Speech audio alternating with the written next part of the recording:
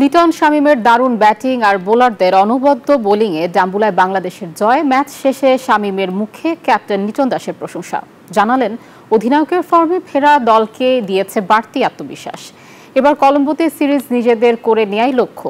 ডাম্বুলা থেকে আশিক সারোয়ার রিপোর্টে বিস্তারিত। ডাম্বুলায় টাইগারদের কখনোই টি-20 খেলার অভিজ্ঞতা ছিল না, সেই সাথে সিরিজের প্রথম ম্যাচে হেরে পাহাড় সমচাপ। তবে সব চাপ উড়িয়ে দিয়ে জয় পেয়েছে টিম বাংলাদেশ, সেটিও আবার লঙ্কানদের চূর্ণ বিচূর্ণ করে।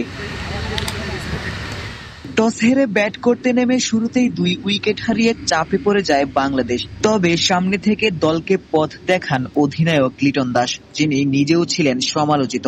রানখরায় ওয়ানডে দল থেকেও বাদ পড়েছিলেন সেই লিটনই এবার টি-20 ফরম্যাটে দলের জয় এনে দিয়ে ম্যাচ সেরা হয়েছেন। টাইগার শিবিরেও স্বস্তি ফিরিয়েছেন। লিটন অনেক ভালো ব্যাটিং করেছে, অবশ্যই অনেক একটা টার্নিং একটা পয়েন্ট, কারণ শুরুতে ভালোটা শুরু করতে পেরেছে বলে আমরা লাস্টে ভালো ফিনিশিং দিতে পেরেছি। এটা অবশ্যই টিমের জন্য খুবই ইম্পর্টেন্ট। বান্ডেল থাকলে প্রতি সেনমানিতে টাকা বাঁচবে।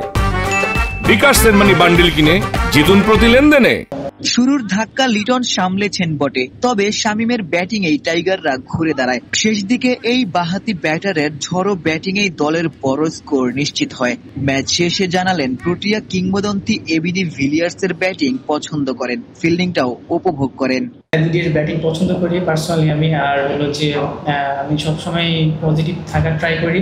আর এই গেমটা টি-20 গেমটাই হলো পজিটিভ, যত থাকবো আমি মনে করি তত ভালো। ওয়ানডে সিরিজ হাতছাড়া হলেও এবার ছোট ফরম্যাটে সেই ভুল শুধরে নিতে চায় টিম বাংলাদেশ। টাইগারদের চোখ এখন কলম্বোর দিকে, যেখানে নিশ্চিত করতে চায় সিরিজ জয়। যেহেতু কারণ আমরা ওডিআই সিরিজটা হেরে গেছি, সো এখন আমরা 1-1 জিতে আছি। সো এখনো সিরিজটা জেতার চান্স আছে আমাদের। সো আশা করি যদি ভালো করতে পারি অবশ্যই সিরিজটা জিততে পারবো ইনশাআল্লাহ।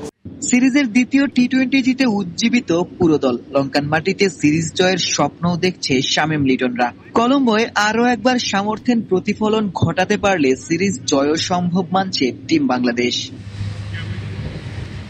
ডাম্বুলা থেকে আশিক সারোয়ার, নিউজ 24, শ্রীলঙ্কা।